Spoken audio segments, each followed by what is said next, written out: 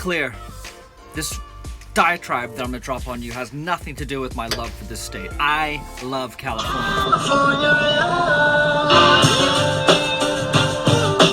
But California makes some ridiculous rules when it comes to firearms and automobiles. Unfortunately, two things that I happen to enjoy quite a bit. As any one of you who has been following this build knows, the inevitable day was going to come where I had to smog this vehicle. Well, it's here, or actually it's past. And I've been down to the referee. I'm going to show you later on in the video exactly how that went down. But let's just go through exactly what it means to smog a vehicle in California when you've done an engine swap. First and foremost, the important rule to remember is you have to use an engine that was used in that vehicle, a configuration. So what that left me with was the V8 option. Because this truck came with a V8, I was able to drop another V8 in it, an LQ9 out of a 2005 Escalade to be exact. The problem I ran into is once that engine goes into this truck ceases to be a 1987 K5 Blazer and becomes a 2005 Escalade ESV, which is ridiculous. My particle emissions, my NOx emissions, my smog is all going to be so much better. The fuel efficiency, the power, the drivability, everything is improved by going to this motor. But the DMV doesn't care. All they want to see is that you are replicating everything emission-wise that came on the 2005 Escalade. There is the rub. You have to incorporate not just the engine, the evap sensors, the charcoal canister, the evap sensor on the gas tank, the purge, everything. And if you don't have that stuff, it doesn't matter how clean you're running, boom, automatic fail. So that's where I stand right now. I have headers that are not legal, so I need to swap back to the stock manifolds. So that poses a couple of challenges. First and foremost, I'm going to have to reroute the exhaust so that I can get it to connect up with the block hugger manifolds that came stock with it. I need to put an evap sensor in the tank in addition to all the emissions and engine paraphernalia. I'm also going to have to get a pure base stock factory fresh tune thrown on here. The DMV is looking for a certificate that proves that the tune has not been tweaked with, has not been manipulated. And that is where some of the challenges come in. And then finally, you've got to have a VIN visible. You've either got to get a VIN assigned to you from the CHP, which I don't want to bring any more attention to my vehicle by going to the CHP. But fortunately, I was able to find the VIN stamped onto my frame, which is what we're going to use. So there you have it. VIN visible, carb certification for everything that is aftermarket on your truck. Anything that is not carb certified needs to be replaced with factory parts. All the emissions and evap sensors, equipment, canisters need to be incorporated. Suffice it to say, it is a lot of work, but it is not impossible. That's the misnomer that a lot of people have with California. They assume that no, you cannot have an AR-15, or no, you cannot do an engine swap on an 87. You can. You can have an AR-15. It doesn't have all the features that it would have in Arizona, but you can have one. Same thing for the truck. I can have it, but it's not as easy as just dropping whatever I want in and paying some fees. But I'm ready to tackle it. It's gonna be an adventure. I'm halfway through it right now, and I thought you guys would appreciate tagging along. I am heading down to the Smog referee to talk to him about this. So I am in California, and as everyone on the internet will tell you, there's no way you can smog this truck in California. Well, I didn't believe that, and I thought there was a way. So we're gonna go down there, and fingers crossed, hopefully I was right. Hopefully this video will put to bed some of the myths that are floating around. As the referee told me, when he opens the hood, he no longer sees an 87 K5 Blazer, he sees a 2005 Escalade. And I've got to make sure I've got all the emission equipment from that 2005 Escalade. So that's going to be evap, it's going to be charcoal, that's going to be O2, that's going to be MAF, that's going to be catalytic converters, that's going to be manifolds, the whole deal. Now, I am missing some of that stuff, I'll be completely honest. I have headers on this because the manifolds just didn't fit that well, and I was concerned about vapor lock having them close to the frame rails. But forgiveness is often easier to acquire than permission.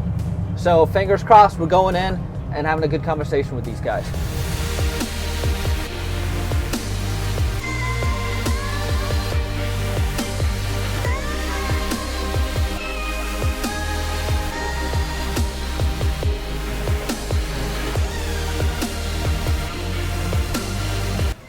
Man, I would kill for a shop like this. How awesome is this? I mean, it needs more tools and more lifts, but all this space.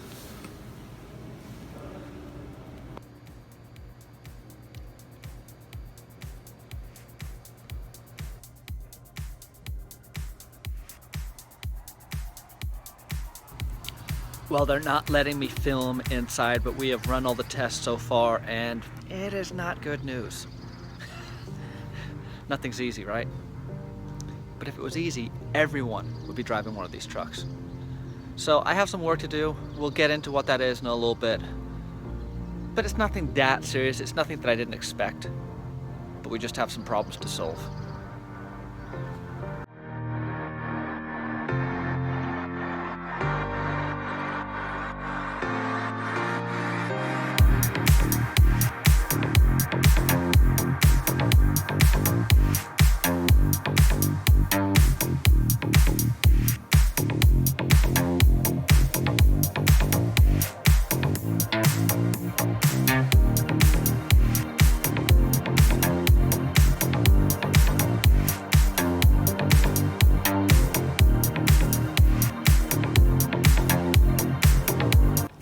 Didn't go great, but it kind of went as I expected.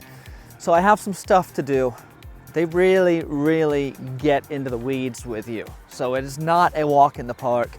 Be prepared, be upfront, because they're gonna find any problems that you might have. So I'm gonna go through the issues that they had with my truck and how I'm gonna address them. So this is the sheet they gave me, and essentially, first and foremost, I have to get a VIN plate from the CHP. I cut my old dash out. There's really no trace of the VIN on this truck from what I can find. I'm gonna look again, but that should be simple. That should be just going down to the CHP and getting a new VIN tag. Install the complete 2005 evaporative system from a 2005 Escalade. That will be a little bit more challenging as it involves tapping into the tank to put a sensor in, putting in the charcoal canister, which, believe it or not, my charcoal canister that's already on the firewall is not acceptable. I've got to use a 2005 charcoal canister.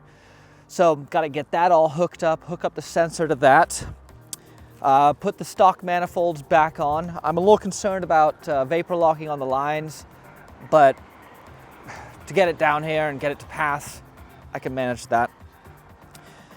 Put an ID sticker next to the check engine light. It's got to be indicated as to that this is the check engine light. Okay, I'll put a sticker next to it. All the monitors need to be ready. You can't trick any of your monitors into being always ready. They're going to clear the codes and make sure that monitor readiness does not come up immediately, because that's a red flag to them. And this is the most frustrating one. This is the one that doesn't make any sense to me. I've got to get a complete invoice from the dealership showing that I've got a factory tune on the motor, on the PCM. Okay, that's what I gotta do. So, not the end of the world. It's a setback, but it's a setback, and we'll adapt, improvise, and overcome.